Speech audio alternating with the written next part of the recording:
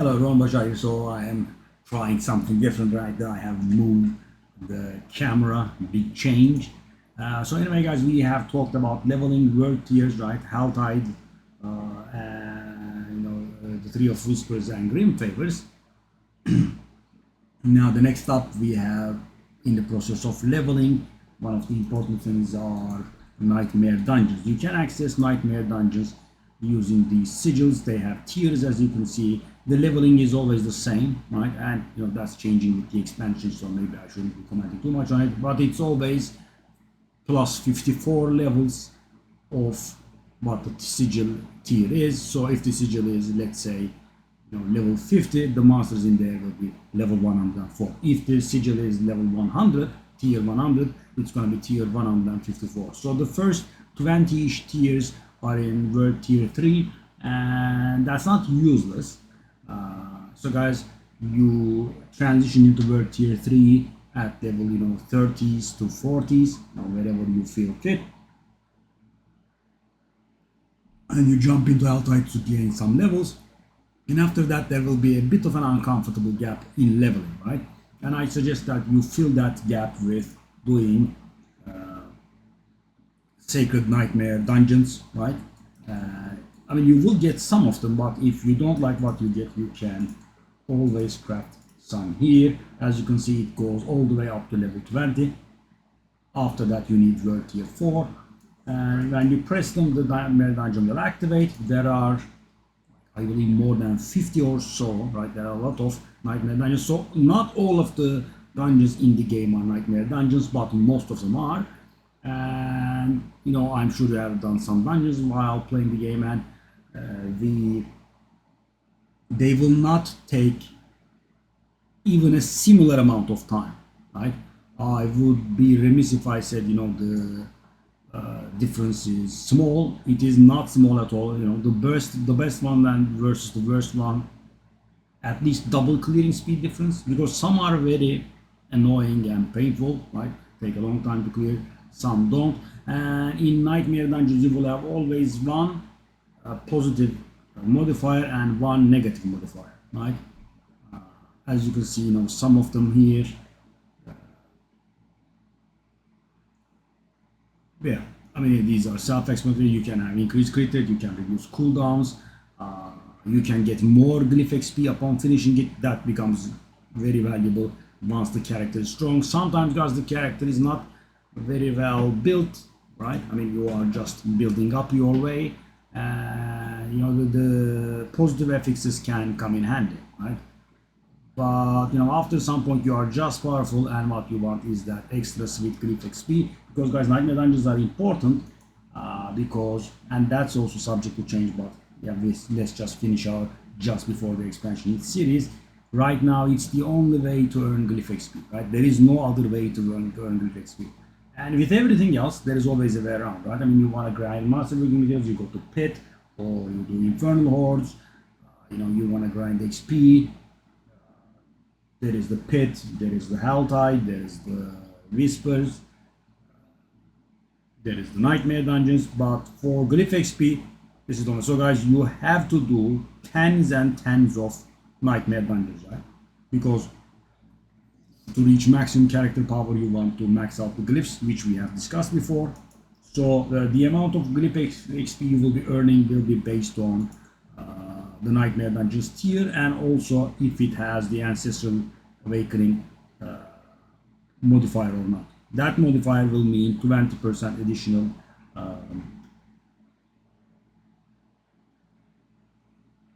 glyph XP gained.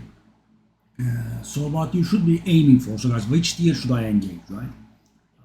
So you will get bonus XP all the way up to being 30 levels below, right? So for example, if your character is level 80, you can do a nightmare dungeon all the way with monsters up to level 110, right? That will be tier 56. That would give you the maximum XP bonus that you can obtain, right? So what will be the point of doing, for example, if you can also, right? It's because challenging. What will be the point of doing this tier 66 nightmare dungeon when you are level 80? The point would be you wouldn't be getting any additional XP, but you would be getting additional nightmare glyph XP upon completing it, right? Let me also just show one here.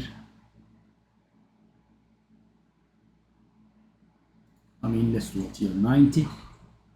And as you can see, it becomes active, right? There can only be one active, right? And let us just click on it. You can teleport there, that's very nice.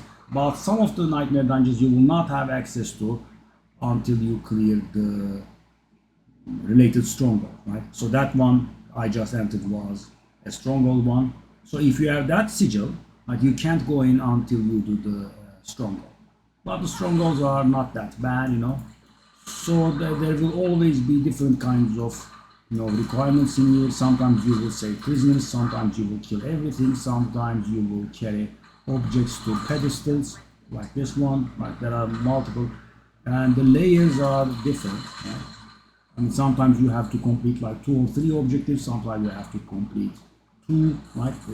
They are very widely different. But yeah, this glyph experiencing system is changing. I think they will be mostly based on the pit.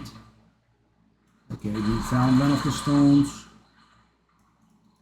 So after I grab these stones and put them there. So how do you craft glyphs? As you might have just noticed, something called sigil powder drop, right? Sigil powders are the currency that are used to craft nightmare dungeons. You tell the occultist what tier you want, right? And she crafts them. But of course, you have to give a range, right? You cannot craft specific stuff. I mean, you will say tier 81 to 90, and you would be getting something random, right? You could get tier 81, tier 90, tier 87, right? And you also do not have any control over sigil powder. You don't have any control over which dungeon you are getting or what modifiers you are getting. So for example, you want to do your glyphs quickly and you want the Ancestral Awakening power up, what you have to do is craft your glyphs. If you don't get the stuff,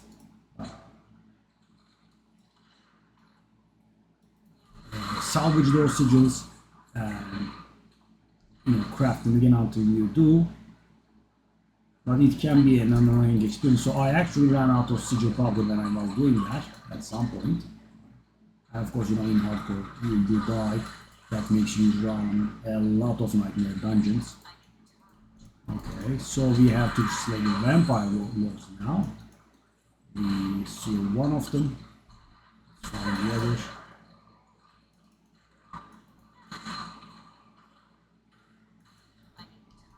As you can see, guys, this build is going wonderfully.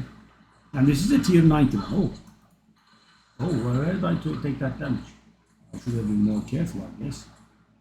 So now, guys, this one, this was a good one of the good ones. So we have now unlocked the boss. Let's go.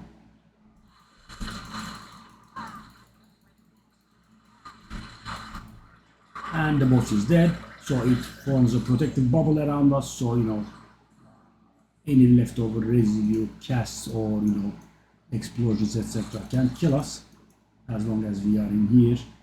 We don't die. This oboe stuff starts dropping after being able to clear stage 46 and after tier 46. And after, so you clear stage 30. This boss material starts dropping, the fear, right? Yeah. So you have to, I mean, if you are doing low tiers, you don't get anything. If you are able to do tier 30 or higher, then you will get this 2 fear, 3 at the end of the run, right? And if you are able to do 46, there will be this chest here, you can get oboes from it. And finally, we have the glyph stone here, which we can use to, as you can see, I have gathered a lot of XP here. You can use this glyph stone to upgrade your glyphs. So I am all maxed out, so this is just waste.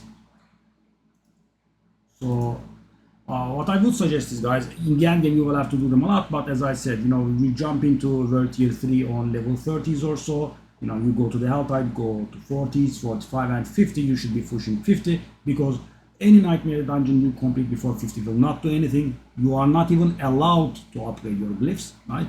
the glyph system will start kicking in at level 50, right? And you can fill the gap between 50 and 60, so you can have a more pleasant capstone dungeon experience. You squeeze in some nightmare dungeons in between, and nightmare dungeons are the best way to collect glyphs as well, right? There is an increased drop rate of glyphs because, guys, there are like 20 glyphs available to your class, right, that you don't have. Like, you will have some garbage magic ones, but the real ones are the rare ones. And so when a glyph drops, you just get one at random that you don't have, right? And it can be a little bit of a frustrating experience to get the ones that you want because it's random. It's like the Diablo 3's legendary gems. And sticking to nightmare dungeons also helps with that because in here they drop a little more frequently. So I would suggest 5-6 nightmare dungeons in between, right? A bit of whispers and some helltide, you get to around 60, right? And you don't have to get 60, right? I'm just 50 is also fine, but it would be a little more challenging unless you have some gear lying around from another character, and then you can jump into World Tier 4 and blast away. And so this will be a little bit different with the expansion. Nightmare dungeons are going to be mostly for loot and masterworking materials instead of glyph XP, but they will still be an endgame activity to do. And that's about it for nightmare dungeons, guys, and I will see you in the upcoming videos of the series. Bye bye.